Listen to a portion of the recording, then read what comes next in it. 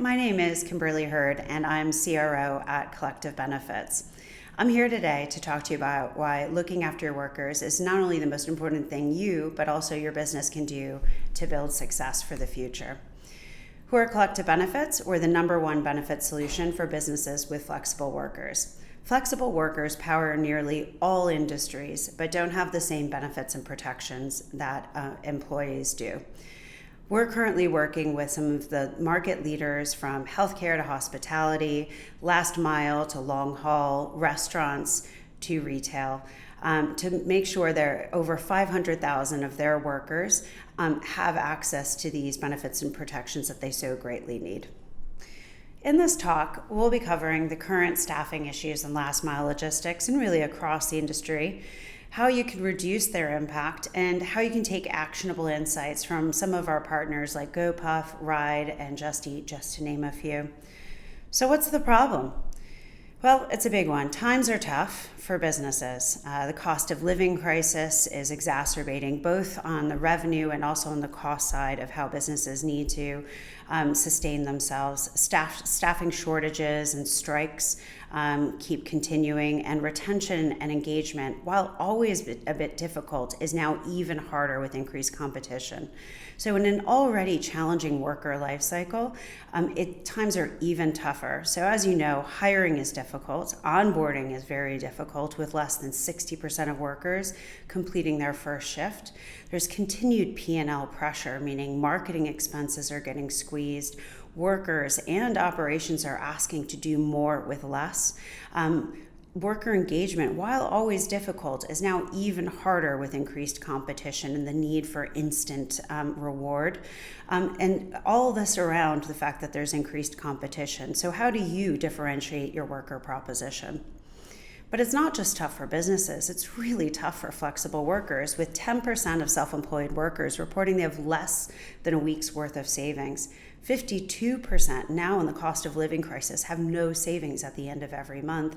And that means 36% of workers, even if they're sick or injured, still come into work because they have to. That's a big problem. Not just for you, again, it's for the industry as well. 50% of flexible workers have mental health issues. 46% are reporting that they've been physically injured at work, again, still coming into work.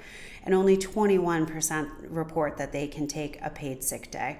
That's a $5 billion problem for platforms on how do you address not only the workers themselves, but also the reputation and brand risk wider abroad and also with your buyers. For you, now more than ever, workers are your #1 priority, because happy, healthy workers mean it's easier to recruit them, it's cheaper to retain them, you get higher engagement, lower churn, a better public image, and higher customer satisfaction. So how do we do that? Before we get into the solution, it's important to know who flexible workers are. Firstly, flexible workers are anyone who isn't full-time employed, for example, 0-hour PAYE, a shift-based worker, or even self-employed. It's also important to understand what they want. 44% cite flexibility as the main reason they do what they do. They want to work when they want and how they want. They want to be their own boss. But unfortunately, the opposite side of that is that makes them incredibly financially vulnerable. 79% report that they don't have access to things like sick leave, which is a legal right for full-time employees in the UK. They have fewer savings, as we covered before, which means that they're less financially resilient to weather things like the cost of living crisis. Therefore, anything that looks after workers while maintaining the flexibility and their independence to choose when they want to work is what they want. So that means paying more isn't the answer, which is good news for your P&Ls and for all of the cost constraints we're currently under. But a holistic approach to looking after workers is, and that means things like looking after quality onboarding. You've paid a lot to recruit a worker. Making sure they have the right first experience and a fast experience to get through onboarding is incredibly important.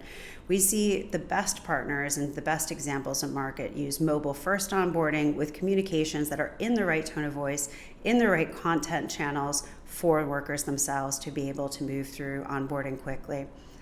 Secondly, equipment. If you need a helmet or a kit in order to do work, it can be expensive. Again, these workers are financially constrained. Just providing the basics of equipment gives a real worker advantage and a company advantage from a worker proposition. Frequency of pay is huge. The more instant the payments, the more likely a worker is to work with you. And then last, but of course not least, is looking after protections and benefits. We've recently conducted research that shows that 90% would take a job with protections and benefits in place with lower pay than that with a company that was paying more, but no protections and benefits. And their top 5 benefits were holiday pay, sick pay, savings, compassionate leave, and free motor insurance. Seems reasonable enough. And even better, platforms embracing worker benefits are getting ahead for good. 81% of workers that have these benefits in place are more likely to stay with that platform. So not only is recruiting easier, but retaining is easier.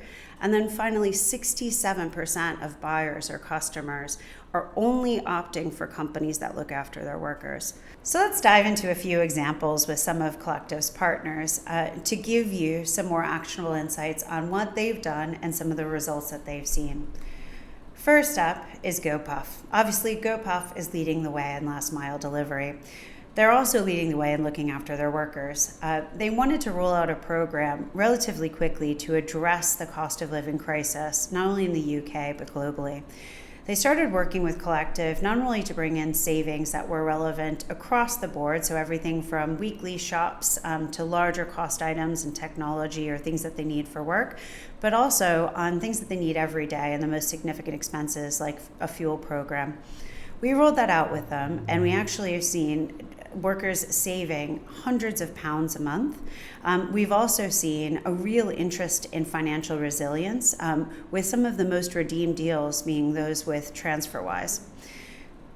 While the take-up with GoPuff has been amazing, we've also seen incredible results, for instance, with Ride, again, also in the last mile delivery space, where they saw an 80% increase in rider retention. This was through a full suite of rider protection, so insurance includes wellbeing, also savings, and again, this translated directly into an 80% increase of rider retention since the introduction of the program. But it's not just Ride and GoPuff. This is also in other logistics players, like for instance, food delivery with Just Eat, where with the introduction of insurance and benefits, we saw an increase of a 3 times increase in overall engagement, as well as a 3 times reduction in churn. We have a lot of details to go into, but obviously all of the couriers were satisfied with the program, 96 reporting that they're very satisfied, and 92% more likely to recommend Just Eat. So really, really clear results. So in summary, there are 3 main takeaways. 1, it's time to build a better worker experience, or you risk being left behind. Addressing workers' financial vulnerability must be at the core of this. And in doing so, not only will you steady worker churn, but you'll also increase overall buyer satisfaction, a clear business case. For any more information, go to collectivebenefits.com. Thank you.